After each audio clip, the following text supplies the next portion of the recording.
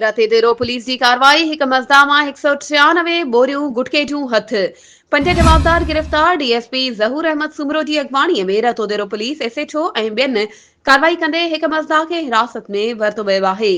इन हवाले सां वधीक तफ़सील ॾेई रहियो आहे रतोदेरो मां सीएन न्यूज़ जो रिपोर्टर एहसान बोज़दार। जी एहसान, आगाह कजो।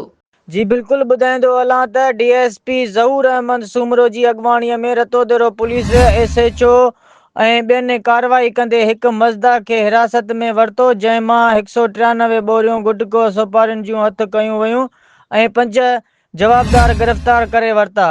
गिरफ़्तार जवाबदारनि में उमेद खान बिरोही, रहम खान बिरोही, ख़ालिद बिरोही, इमरान बिरोही, समीउल्लाह बिरोही ऐं नादर बिरोही शामिल आहिनि। जवाबदार मथां गुटका ऐं मैनपुरी एक्ट तहत केस दाख़िल कयो वियो आहे।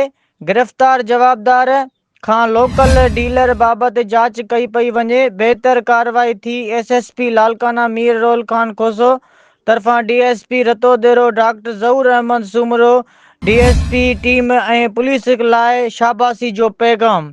जी महिरबानी एहसान, तफ़सीलन खां आगाह करण जे लाइ। वधीक ख़बरुनि ऐं अपडेट्स जे लाइ असांजे चैनल खे सब्सक्राइब कयो ऐं हा, बेल आइकन खे प्रेस करण न विसारजो त जीअं असांजी हर नई अचण वारी वीडियो तव्हां ताईं पहुचे।